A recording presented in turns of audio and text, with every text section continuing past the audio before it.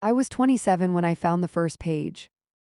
It was folded inside a cracked hymn book, hidden so deep in the shelf that my fingers had to probe into the shadows, past layers of dust, as though the book itself were holding back a secret. The church had been closed for decades, its windows boarded, doors chained, and the air inside smelled of mildew and old wood. I had been hired to catalog what remained before the building was sold and demolished. A routine task, they said. Just record the furniture, the books, the artifacts, they said. But nothing about that job could have prepared me for what waited. I expected dust, broken pews, water-stained Bibles, old hymnals with torn pages and brittle spines. I expected the smell of mildew and rot, maybe the faint metallic tang of rusted nails or decaying wood. What I did not expect were prayers that had no God. The first page smelled of smoke and damp stone. The ink was faded but meticulous, each letter formed with care, as if whoever wrote it feared a single mistake. At the top, in block letters, it read, Liturgy of Silence. Beneath it, a series of instructions, slow breaths, closed eyes, a warning never to speak the words aloud unless absolutely necessary. I laughed at first. Softly. Hysterically. The sound echoed in the empty sanctuary, bouncing off the walls and the broken pews. It felt theatrical, absurd. I told myself it was just a relic of someone's imagination. Symbolic nonsense, like a forgotten meditation or a ritual meant to impress. But as I read, the air in the room thickened. Not with temperature, not with humidity, but with a presence, subtle and insistent, like gravity pressing against my chest. Every footstep stretched into an echo that lingered too long. Even when I stood still, I felt watched. Something followed me in the corners, just out of sight. I told myself it was nerves. Old buildings have their sounds. Old buildings make the mind play tricks. The church had a dark history. Everyone in town knew that.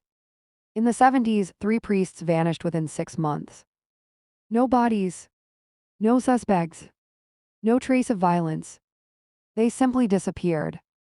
Their rooms remained untouched. Their cars remained in the lot. Their robes still hung in closets. The town never spoke of it. Not publicly. Not without lowering voices, casting furtive glances at empty streets. And now, decades later, I was inside that same space, uncovering fragments that seemed alive with memory. That night I dreamed of a hallway. A narrow, impossibly long corridor that pressed inward with every step. Candles lined the floor, their flames flickering but unmoving, dripping molten black wax into puddles that reflected nothing. The air was hot and thick. My chest ached with each breath, metallic and bitter in taste. At the end of the hallway stood a door. And the door breathed. Not metaphorically. It inhaled and exhaled with slow, deliberate rhythm, wood expanding and contracting as if alive. My body froze. I could not move, could not look away. I woke with the taste of iron in my mouth. My sheets were tangled around my legs. My jaw throbbed. I had bitten down so hard in my sleep that my gums had split. My heartbeat thundered in my ears as I sat up, drenched in sweat. That same metallic tang lingered hours later, even after brushing my teeth. The dream clung to me all day, echoing in the hollow spaces of my mind. I told myself it was a nightmare. A combination of stress, history, and imagination. Yet a part of me knew better. The next morning, I returned to the church. Not for the cataloging this time, but to search. To see if the book had been a fluke. My hands brushed over the spines, lifting old hymnals and prayer books. I pulled shelves, shook dust from corners, peered into spaces that hadn't been touched in decades. Hours passed. Then I found more pages. 7 more folded carefully, each written by different hands spanning decades. Some were elegant cursive, some scrawled block letters, and one trembled with the uneven hand of a child. Many were stained, some torn, some burned along the edges, corners curled and brittle. Each page repeated the same phrase, to remember is to invite. I read it again and again. The words crawled beneath my skin, invading my mind. To remember is to invite. Invite what? Invite whom? My rational mind rebelled, but the unease would not leave. I packed the pages into a folder and locked them in my car. Every shadow along the way felt like it might move. Every distant sound seemed amplified, sharp, accusing. I needed answers. At the edge of town lived Margaret Hale. She had lived there for decades, seen generations grow and fade. She would know something. Her house smelled of boiled vegetables and dust. Lace curtains filtered the afternoon light into thin, pale ribbons. Her eyes narrowed as she opened the door.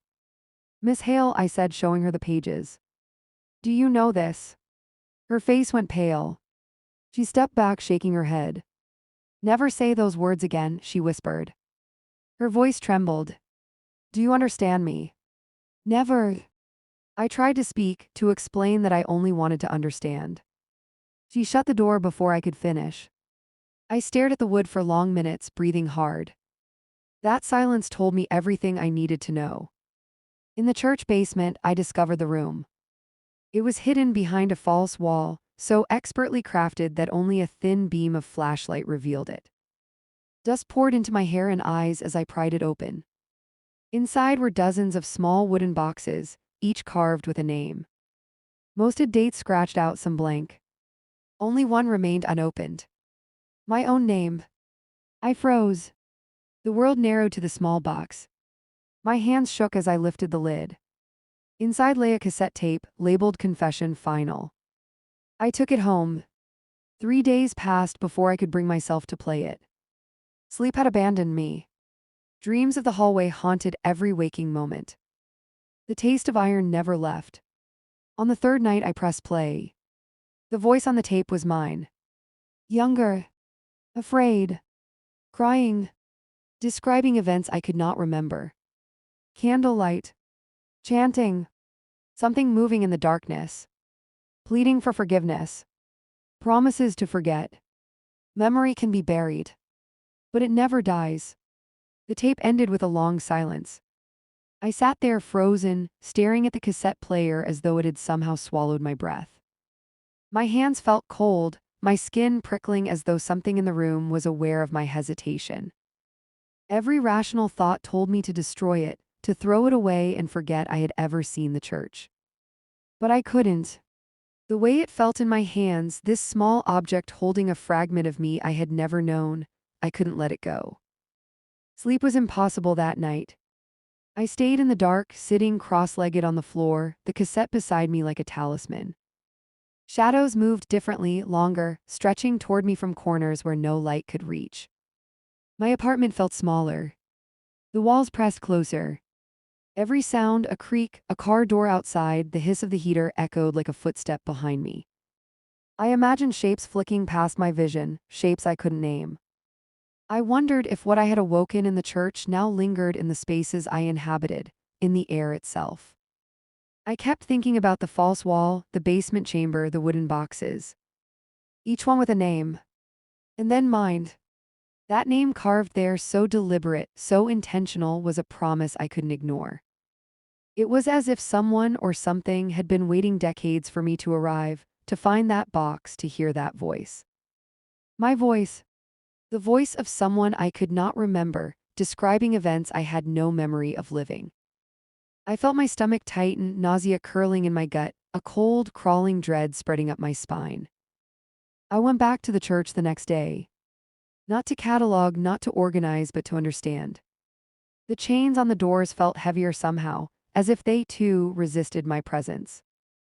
Inside, the air smelled stronger. Damp, rotted wood, the faint metallic tang of something old like rust and dried blood. I moved slowly, each step measured. Dust rose around my boots, floating in lazy spirals. My flashlight illuminated long shadows. Pews stretched like waiting specters. The ceiling seemed lower than I remembered, the walls closer.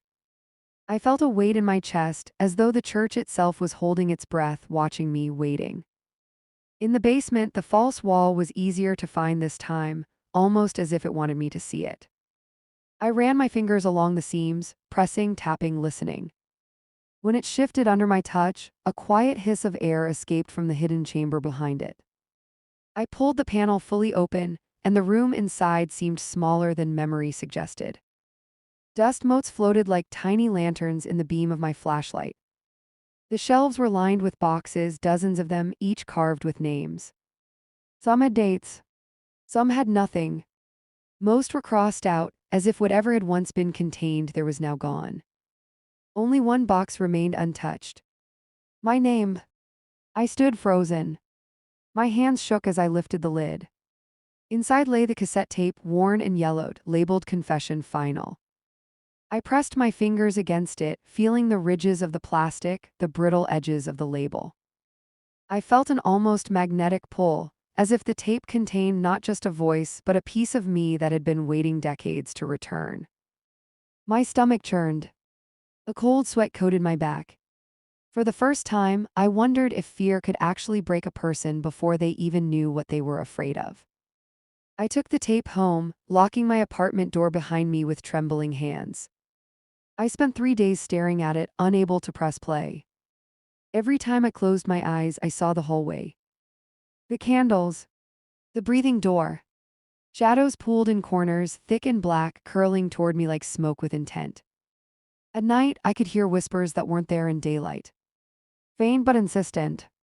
Urgent. Calling my name or maybe just echoing it. When I finally played it, the voice that emerged made my blood run cold. It was mine. My younger voice, trembling, panicked, afraid. Describing standing in a circle of candlelight, repeating words I could not recall learning. Something moving in the darkness, pressing against the walls. Pleading for forgiveness. Promising to forget. The words tore at me, each syllable dragging me deeper into memories I did not know I had. My hands gripped the edges of the table until my knuckles turned white. Tears ran down my face. My body shook. The realization hit me slowly, like water dripping onto stone. Memory can be buried. It can be suppressed. But it never truly dies. It waits. It coils. It waits for the right moment, the right person, the right hands to release it. And now that moment had come. I was the one it had chosen, whether I wanted it or not. I remembered standing before the breathing door in my dreams. The suffocating heat of the basement chamber. The smell of smoke, wax, and something rotten. The faces of people I had never met, screaming, pleading.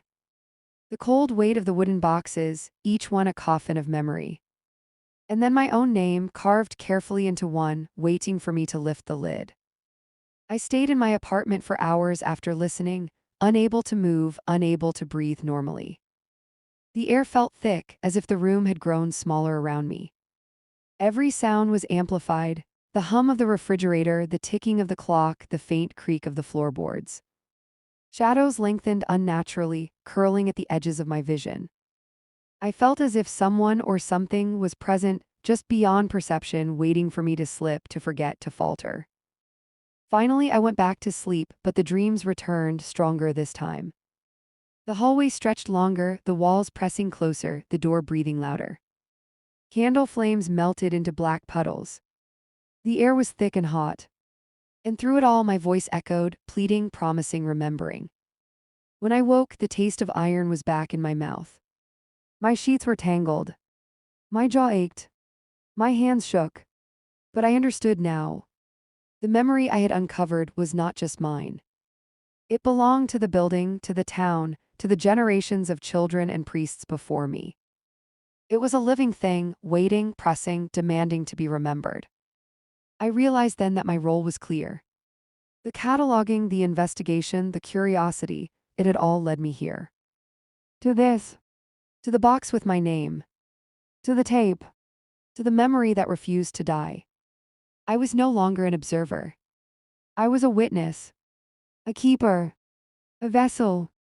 And the weight of it pressed against my mind with quiet inevitability. The church was not just a building. The basement was not just a room.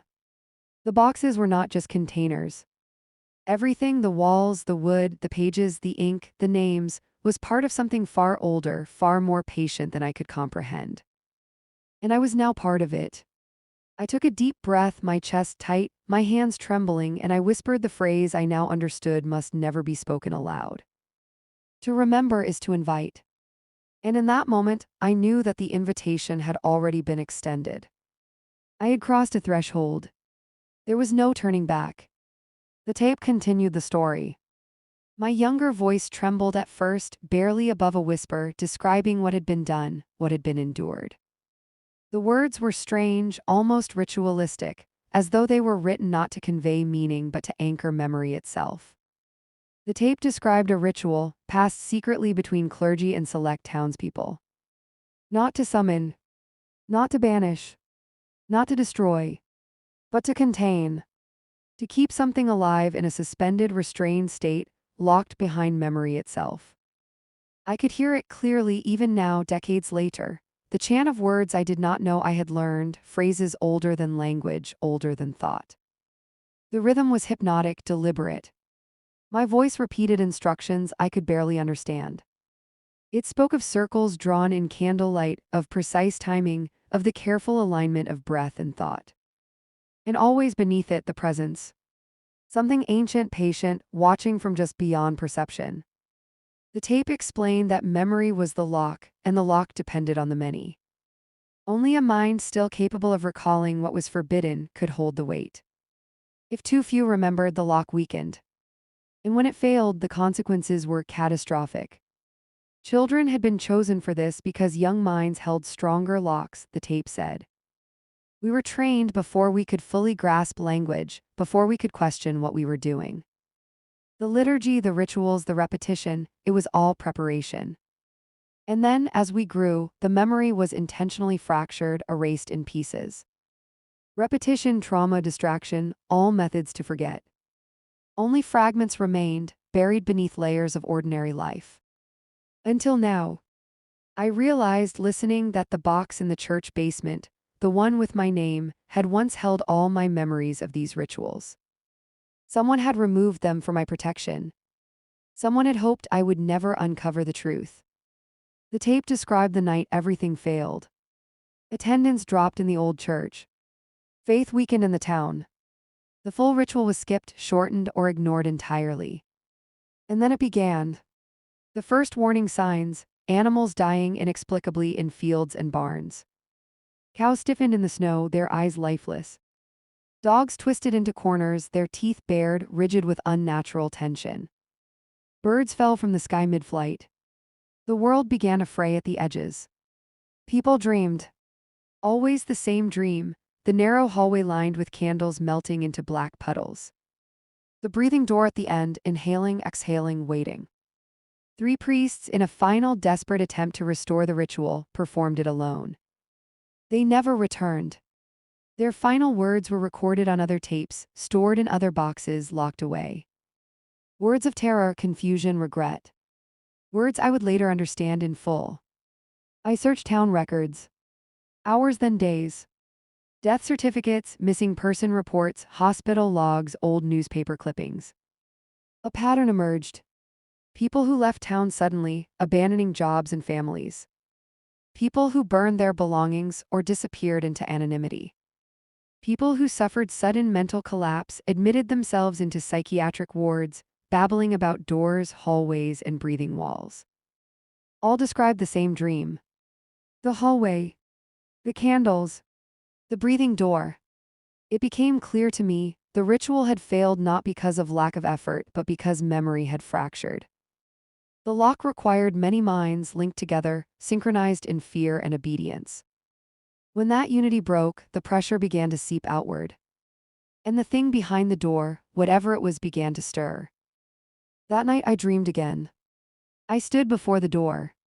The hallway narrowed around me as if the walls themselves were alive, moving, bending to contain me. The candles burned low, flames stretching unnaturally toward me. And the door opened. Just a crack. Warm, fetid air spilled out. The smell was not just decay, not just rot, but something sweet and ancient. Something that promised relief. A voice whispered my name. My own voice. Familiar, coaxing, terrifying. It spoke of forgiveness, of release, of comfort. It promised that if I stepped closer, if I opened fully, I would never feel fear again. I woke screaming. Heart hammering. Body soaked in sweat. My hands clawed at the sheets, nails scraping the mattress. The taste of iron filled my mouth again, and for hours I could not speak. The next morning, the final page appeared. folded inside the same cracked hymn book, as if waiting for me to return. The missing piece. Instructions for restoration. The last step of the ritual. It required one willing witness. One to remember everything. One to carry the full burden alone. I walked through town that day, seeing it as it had always been, but through different eyes. Children played unaware. Couples argued oblivious. Shopkeepers called greetings, smiling ignorant. I wanted to scream at them. To warn them. But the words would betray nothing. No one would understand. And if they did, they might forget, or worse, become part of the collapse themselves. I felt the weight of the memory pressing down, curling in my gut, clawing at my chest. I tried to imagine leaving it, walking away. But the moment I even entertained the thought, I felt the door behind my mind shift. A slight creak. A draft of pressure, a whisper just beyond reason. And I knew there was no turning back. I had been trained for this unknowingly. Prepared for a role I could not escape. The entire town had been built around it, generations of silence, generations of erasure. My role was not optional. My will was not required. It was demanded. The door needed me. I spent hours staring at the tape after that. Listening again and again. Every playback revealed fragments I had missed. The way the rituals relied on collective memory. The precise cadence of breath, the timing of words, the way fear itself became a key. And the consequences of failure. The thought settled in my mind with absolute clarity. If I failed, if I forgot, if I did not act, the door would open. Not immediately. Not violently. It would wait. But slowly, inevitably, the pressure would grow. People would begin to die. Dreams would spread. Animals. Children. Adults. The fractures would multiply until the world itself remembered what it was never meant to know. And that was why I returned to the church that night. At sunset. Alone. The air felt different as I approached. Heavier. Charged. Electric, like the moment before a storm breaks. I could hear the faint hiss of something just beyond my perception, brushing against the edges of reason. Inside, the church smelled the same as it had decades ago, but sharper. Wood, dust, rot, and something older, something that smelled faintly of blood and wax. I descended into the basement, flashlight in hand, heart hammering. The circle of candles was laid out on the floor, as described in the final page. The chamber waited. It always waited. The words surfaced from somewhere deep beneath thought. I spoke them softly at first, then louder. My own voice echoed off the walls, repeating phrases I had not consciously remembered learning. The memories returned in fragments. The faces of priests, pale and exhausted, children trembling in candlelight, the smell of melting wax and damp stone, the oppressive weight of the presence behind the door. I realized then that there was no one to help me. The ritual required only one. It had always required one in the end. That was the true test. Could a single mind carry the memory? Could a single soul withstand it? I continued to recite the liturgy, even as terror clawed at my chest, even as the air thickened, even as the faint sound of movement whispered beyond the walls. The words became my lifeline. Each syllable a lock. Each breath a hinge keeping the door closed. And that was when I understood. Not with thought but with instinct. This was not about faith. Not about morality. Not about prayer. It was about memory. The memory itself was a weapon, a prison, and a shield. And I was the only one left capable of wielding it. I stepped back from the circle, exhausted, shivering, tears streaking my face. I had glimpsed the consequences of failure. I had seen the corridor stretch, the candles melt, the door inhale. And I had survived. But the realization settled in, heavier than any fear. This was only the beginning. I had agreed unwittingly to carry the burden alone. And the burden would never end. I returned to the church at sunset. The light outside was fading, casting long shadows across the boarded windows. Even through the cracks, the orange glow seemed weak, insufficient, as though the world itself was dimming in anticipation of what was to come. The air around the building felt charged, almost static, pressing against my skin and making each breath shallow and deliberate. My hands shook as I carried the candles down the narrow steps into the basement chamber, the familiar smell of damp stone, old wood, and faint smoke filling my nostrils. The circle waited for me, precisely laid out. The final page instructed every placement, every line of wax, every space between flames. As I knelt to light the candles, my mind replayed decades of memory I had only begun to understand. I remembered the priests, pale and trembling, chanting in perfect unison, their voices trembling as the presence pressed against the walls. I remembered children, including myself, memorizing words we didn't understand, our tiny voices forming a fragile lock that kept the door contained. I remembered fear like a living thing, crawling along my skin, settling into my chest. And now the responsibility fell to me alone. I closed my eyes and drew a deep breath. The words surfaced, buried beneath years of forgetting. Slowly, carefully, I recited the liturgy. At first, it felt unfamiliar, like trying to remember a dream that dissolves upon waking. But then the memories aligned with the words. The syllables fell into place naturally, resonating through my chest and throat. The air around me thickened. The room seemed to shrink. Shadows stretched along the walls, dark and liquid, pressing closer with each phrase. The memories flooded back all at once. Faces. Fear. Candlelight melting into black puddles. The priests screaming. The children trembling. The presence behind the walls, pressing outward, waiting for the lock to fail.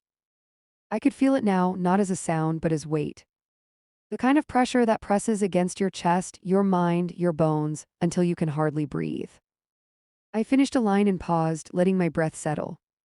The presence recoiled slightly, as if testing me, measuring my resolve. My hands trembled so violently that I feared knocking over the candles. The flames flickered, casting long, dancing shadows that seemed alive. I reminded myself, one mind, one soul, one will. That was all it required. The lock depended on me. Then came the whispers. Faint at first, almost drowned by my own voice, but persistent. Echoes of voices I had known, voices I had never heard, overlapping, coaxing, promising, threatening. Relief, freedom. Release. They spoke in my own voice, distorted, familiar, seductive. Each whisper tried to tempt me to falter.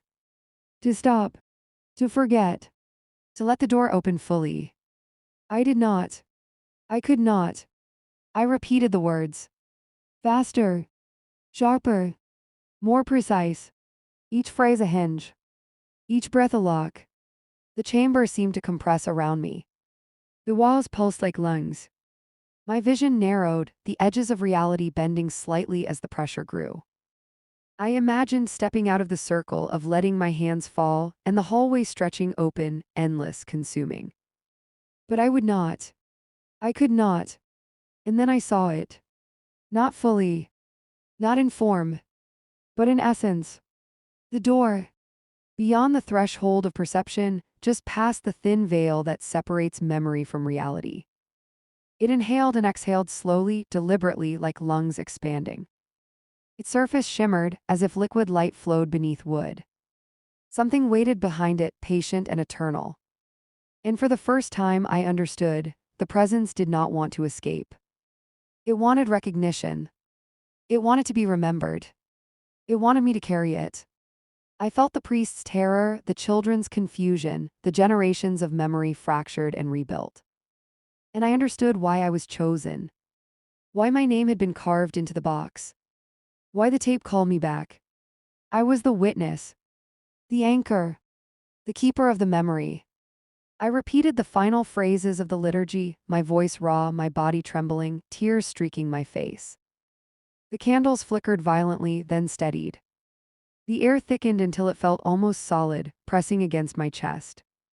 The whispers grew louder, overlapping, speaking all at once, promising absolution if I opened fully. I would not. The air suddenly collapsed inward, a suction so powerful that I felt it in my bones. My knees hit the floor, my hands dug into the stone. And then silence. Absolute. Crushing, a void where the whispers had been. The room no longer breathed. The shadows froze. The door had slammed shut, not outside, not in the physical sense, but inside my mind. Logged. Contained. I was spent, hollowed out, but victorious. I stayed on my knees for hours, shaking, trembling, unable to speak. My chest ached. My hands were raw. My lips cracked. My eyes burned from tears I could not stop. I had carried the memory alone. I had held the lock. And yet I knew this was only temporary.